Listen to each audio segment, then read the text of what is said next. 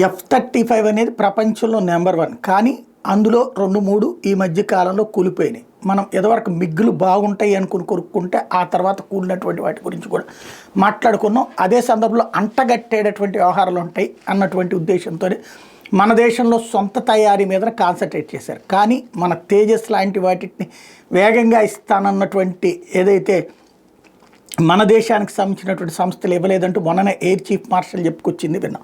కాబట్టి ఎక్కడ దొరికినా సరే పవర్ఫుల్ విమానాలు కొనాలని నేను అనుకుంటున్నాం. అందుకోసం వేల కోట్ల రూపాయలు ఖర్చు పెట్టబోతున్నాం. దాన్ని బేస్ చేసుకుని అమెరికా అధ్యక్షుడు ట్రంప్ మా దగ్గర కొనండి అంటూ F-35 కొనండి అంటూ వాళ్ళతో మాట్లాడించినటువంటి చూసాం.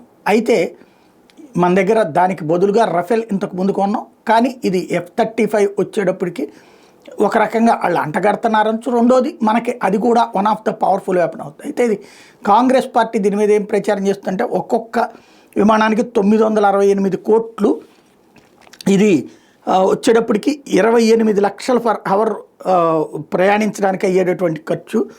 ఇలాంటి దాన్ని తీసుకొచ్చి ఇప్పుడు 80 దాంట్లో 65 ఆపరేషనల్ ఫ్లాస్ నమోదైనటువంటి వాటిని ఎట్లా తీసుకుంటారంటూ కాంగ్రెస్ పార్టీ రైజ్ చేస్తుంది. మేబీ మంచిదే. అదే సందర్భంలో వీళ్ళు రైజ్ చేసేటటువంటి కాన్సెప్ట్ చైనాకి సంబంధించినవి అయితే బెటర్ అంటారేమో చూడాలి. ఎందుకంటే చైనా J-20 కూడా భారత్కి అమ్మడానికి వస్తే వద్దన్నాము. మరి వీళ్ళు ఈ మధ్యన చైనా తరపున వకాల్తా పుచ్చుకున్నారు కాబట్టి అట్టించి ఏమైనా మాట్లాడుతున్నారేం తెలియదు.